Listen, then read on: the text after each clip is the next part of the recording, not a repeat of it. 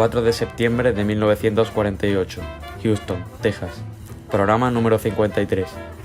El prestigioso profesor de psicología en la Universidad de Harvard, Burrus Frederick Skinner, acude a nuestra emisora para hablar de su novela Walden 2. Bienvenidos al programa Eduqué. Hoy tenemos con nosotros al prestigioso profesor y psicólogo Skinner de la Universidad de Harvard, quien viene a presentarnos su nueva novela sobre una comunidad utópica. Háblanos un poco de ella, Skinner. ¿En qué consiste su novela? Bueno, pues mi novela consiste en una visita que hice a la comunidad de un antiguo compañero que tuve en secundaria, que se llama Fraser. Y bueno, pues un día estaba en una cafetería y acudieron a mí unos antiguos alumnos y me preguntaron que si yo conocía esa comunidad y que estaban muy interesados en conocerla y si podía acompañarles en su visita. Y les dije que por supuesto, así que fui con ellos, con sus parejas y con otro compañero de la facultad que se llama Castle. Bueno, cuando llegamos a la comunidad, que se llama Walden 2, mi amigo Fraser nos recibió bastante bien, muy cariñosamente, muy amablemente, y nos empezó a comentar un poco en qué consistía la comunidad.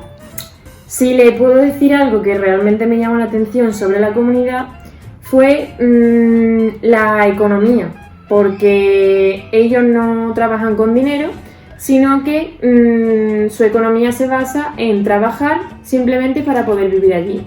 Ellos trabajan y reciben una serie de créditos y con esos créditos se les permite vivir allí donde todo es gratuito. Supongo que lo que verdaderamente interesa a nuestros oyentes es la educación. ¿Cómo funciona para que sea posible la armonía en toda la comunidad? Bueno, pues la educación se basa sobre todo en la ingeniería de la conducta. Ellos tienen un código al que han llamado el código Walden, que han experimentado, por supuesto, aunque eso no suele ser muy común, con sus propios niños, para saber si funcionaba y si podía aplicarse de cara al futuro. En este código ellos enseñan sobre todo valores éticos. Por ejemplo, para ellos es muy importante el autocontrol. Entonces enseñan técnicas de autocontrol a sus niños desde que prácticamente nacen. La idea de hacerlo desde una temprana edad es que no sea necesario reeducar en el futuro, sino que lo asimilen desde el principio y permanezca esa conducta en ellos como algo intrínseco para siempre. Un ejemplo de cómo practican las técnicas de autocontrol, pues me lo comentó mi amigo Fraser, y consiste en que a los niños de 3-4 años les ofrecen un caramelo repleto de azúcar. Esto sirve para que puedan observar si la saliva ha tocado con el caramelo, porque lo que les dicen es que no pueden tomar el caramelo ni chuparlo hasta que no se lo digamos. Y si lo chupan no podrán comerlo nunca. Lo que hacen es que al principio están muy nerviosos, muy tensos porque lo tienen delante, quieren comerlo y tienen que sobrepasar esa tentación. Entonces se les empieza a hablar, a distraer, a hacer juegos y vemos cómo esa tensión disminuye. Después se les vuelve a hablar del caramelo anterior y de nuevo se ponen nerviosos. Esta técnica se repite durante varios días hasta que los alumnos por ellos mismos, cuando tienen el caramelo delante, lo primero que hacen para sobrepasar esa tentación es eliminar el caramelo de su vista y ya saben que tienen que aprender a autocontrolarse y no tomarlo hasta que esto sea posible. Al leer el libro nos hemos dado cuenta de que los niños viven separados de los padres, donde crecen. Sí, es cierto. A los niños se les separan desde que son muy pequeños de sus padres con el fin de que desarrollen un apego no solamente a sus progenitores, sino que encuentren un referente en toda la comunidad Walden. ¿Dónde viven? Bueno, pues viven según diferentes edades en diferentes lugares. Por ejemplo, los niños de 1 a 3 años viven en una especie de cabinas con cristaleras para que puedan controlarse todo el tiempo desde fuera, que están controladas en temperatura y humedad. Las cabinas son muy simples, simplemente hay un colchón con una pequeña cuna que ni siquiera tiene ropajes, los propios niños no tienen ropajes, van en pañales, porque lo consideran un gasto de limpieza, de recursos humanos, innecesario, cuando realmente no es necesario que un niño tan pequeño con una temperatura controlada lleve ropa. Cuando crecen, ya a los 3-4 años, se les permite vivir en camas que están agrupadas pues de 3 en 3, de 4 en 4, para que poco a poco vayan notando ellos mismos que están cambiando de edad. Posteriormente, a los 5 y 6 años, más bien a los 7, comienzan a compartir habitaciones, no de la misma clase que los adultos, pero un poco más reducidas. Con camas, digamos que para 3 o 4 personas. Y ya cuando cumplen los 13 años se les comienza a considerar adultos y ya se les permite vivir en una habitación propia de adulto. Casi siempre suelen hacerlo en pareja, hasta que se casen, que por norma general suele ser entre los 16 y 17 años para poder tener hijos a los 18. Incluso pretenden que la edad a la que se empiecen a tener hijos sea incluso un poco antes.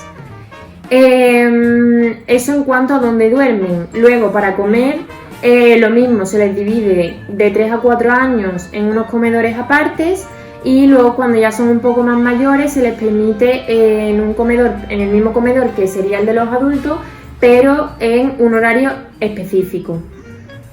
Y eso es lo que puedo comentarles sobre cómo crecen estos niños en la comunidad. Suena realmente innovador y es difícil de imaginar. ¿Qué puedes contarnos acerca de las asignaturas que se les ofrecen? Bueno, ellos no lo consideran asignaturas porque no creen en la educación tradicional. Lo consideran un gasto económico innecesario que requiere de demasiadas inversiones y de unos profesores realmente cualificados. Refiriéndonos a los profesores, en primer lugar, en la comunidad no son profesores como tal, sino que son unos miembros que han decidido que quieren dedicarse a ello y simplemente con conseguir sus créditos pueden dedicarse a ello. Como les decía, no son asignaturas porque ellos tienen una filosofía, como cito en las palabras de mi amigo Frazier, de no enseñar lo inenseñable.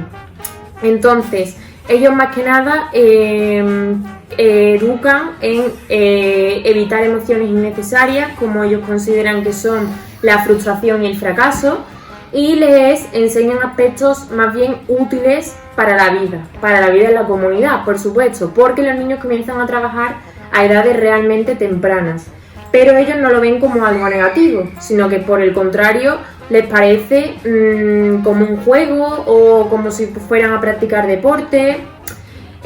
Por ello, digamos que lo que les enseñan suelen ser técnicas para sus futuros trabajos. Pues, por ejemplo, botánica en la jardinería o química en la cocina y en el laboratorio.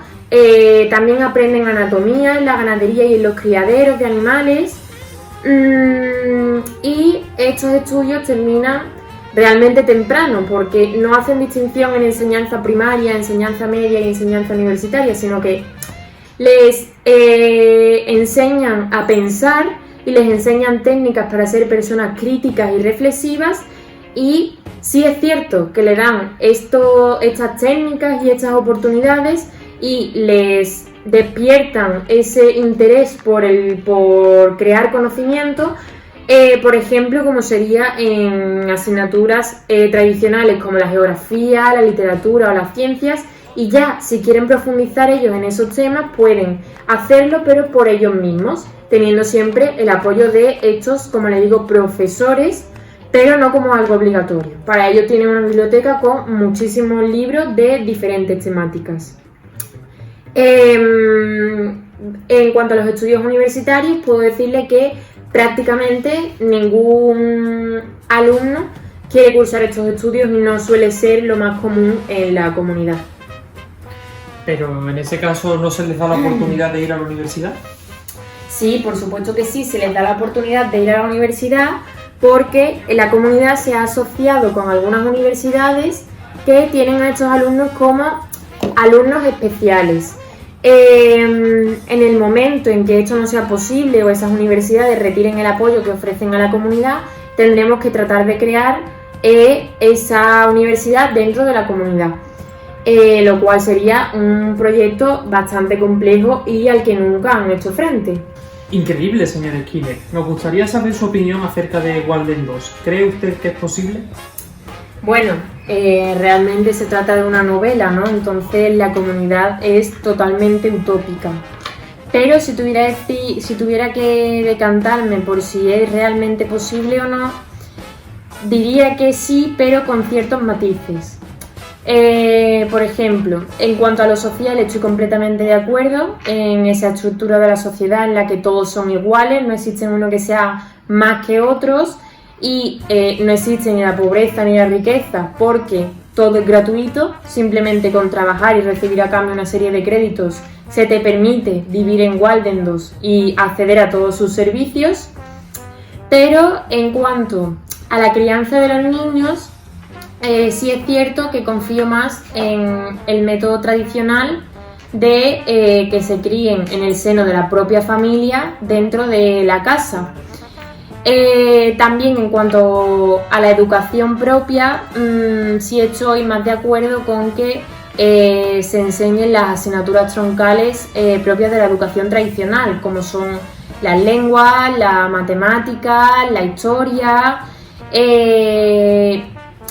aunque considero que es bastante útil enseñar esos conocimientos prácticos que se cursan en la comunidad, que se manipulen los objetos y que se esté en contacto con la naturaleza, pero como digo, creo que se deberían de poder combinar ambas cosas. Pues desde Eduquere nada más, a los lectores les recomendamos muy encarecidamente la lectura de Walden 2, pues ayuda a reflexionar, a abrir la mente y a construir un verdadero pensamiento crítico en torno al tema de la educación. Encantado de tenerle aquí siempre, señor Skinner. Muchas Igualmente, gracias. encantado.